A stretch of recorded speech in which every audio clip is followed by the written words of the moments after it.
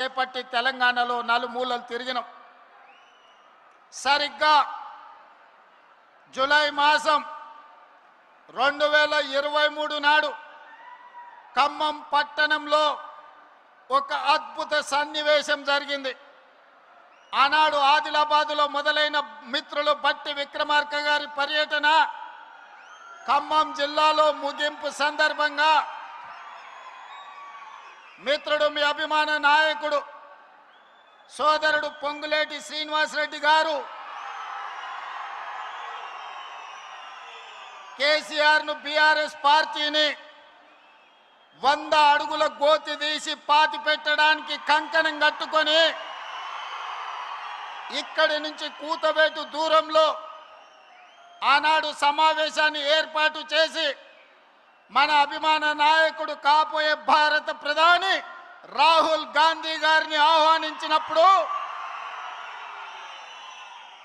ఈ ఖమ్మం జిల్లా ప్రజలు లక్షలాదిగా ఉప్పెనై కమ్మేసి ఆనాడు బీఆర్ఎస్ ను బందబెట్టిన మాంతు జూలై మాసం 2023 సరిగ్గా 36 నెలలు పూర్తి చేసుకున్న సందర్భంగా ఇదే జూలై మాసం 2026 నాడు చింతకాని మండలంలో మళ్ళీ ఆశీర్వాద సభ పెడితే వేలాదిగా మీరు ఉప్పెనై కమ్మేసి బీఆర్ఎస్ ను మలక ఎత్తనీయము.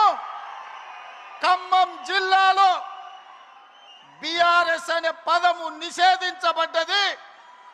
ఈ ఖమ్మం జిల్లాలో ఈ విషపు మొక్కను మళ్ళీ మొలకెత్తనీయమని ఈనాడు ఒట్టేయడానికి విచ్చేసిన మా ఖమ్మం రైతాంగానికి మనస్ఫూర్తిగా నేను కృతజ్ఞతలు తెలియజేస్తున్నా. మిత్రులారా, ఇవాళ ఈ సభ ఆషామాషి సభ కాదు. ఈ సభ పరిపాలనకు సంబంధించిన సభనే కాదు, భవిష్యత్ ప్రణాళికలను రచించుకొని తెలంగాణ రాష్ట్రం 4 కోట్ల ప్రజలు ఏ దిశగా ఏ వైపున రాబోయే శాసనసభ ఎన్నికల్లో తీర్పు ఇయ్యబోతున్నారో మిమ్మల్ని అందరినీ చూసిన తర్వాత నాకు అర్థమయ్యింది. చాలామంది మీడియా మిత్రులు ఈడ ఉండొచ్చు, లేదా హైదరాబాదు నగరంలో ఉండి చూస్తున్న మీడియా మిత్రులకు నేను ఒక అంశాన్ని గుర్తు చేయదలుచుకున్నా.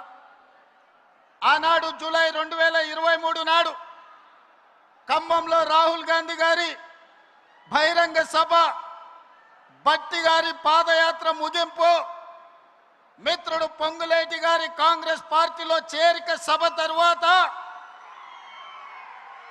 గాంధీ భవన్ లో పాత్రికేయ మిత్రులు నన్ను కలిసిండ్రు. వాళ్ళతో చర్చాగోష్ఠి జరిగినప్పుడు కాంగ్రెస్ పార్టీకి ఉప ఎన్నికల్లో డిపాజిట్లు రావడం లేదు, భారతీయ జనతా పార్టీ వేగంగా వస్తుంది, బీఆర్ఎస్ కేసీఆర్ మాయ మాటలు మూటలతో ఎన్నికలకు వస్తున్నాడు, ఆ మాయ మాటలకు బీఆర్ఎస్ ఎన్నికల్లో పెట్టే మూటలను మీరు ఎట్లా తట్టుకొని ఎన్నికల్లో మీరు గెలుస్తారని నన్ను అడిగాను. ఆనాడు నేను ఒక్క మాట స్పష్టంగా చెబితే గుర్తుండదని పెద్దలు ఒక మాట చెప్పిండ్రు, సౌ బక్నా ఏక్ లిఖ్నా అని. ఆ మీడియా మిత్రులకు నేను ఒక మాట చెప్పిన, మీరు కాగితం తీసుకొని రాయండి, సీల్డ్ కవర్లో పెట్టండి, డిసెంబర్ ఎన్నికల తర్వాత ఫలితాలు వచ్చినప్పుడు నేను చెప్పింది నిజమా కాదా తెరిచి చూడండి. ఈరోజు నేను చెబుతున్నా అని ఆనాడు ఒక మాట చెప్పిన.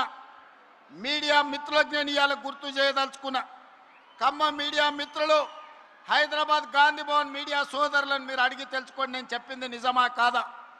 ఆనాడు నేను ఒక మాట చెప్పిన, రాబోయే ఎన్నికల్లో ఖమ్మం సభ చూసిన తర్వాత కాంగ్రెస్ పార్టీకి 65 ఎమ్మెల్యేలు గెలుస్తారు, సిపిఐ పార్టీ 1 సీటు గెలుస్తుంది, బీజేపీ 8 నుంచి 9 సీట్లు గెలుస్తాయి, ఎంఐఎం 7 లేక 6 సీట్లు గెలుస్తాయి, మిగిలినవి మాత్రమే కేసీఆర్ భజన పరులు గెలుస్తారని నేను చెప్పిన.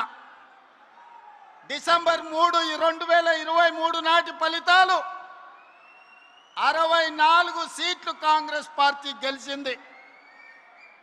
1 సీటు సిపిఐ గెలిచింది.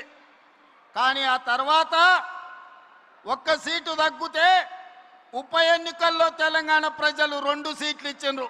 గణేష్ని కంటోన్మెంట్లో గెలిపించిండ్రు. నవీన్ యాదవ్ను జూబ్లీహిల్స్ గెలిపించి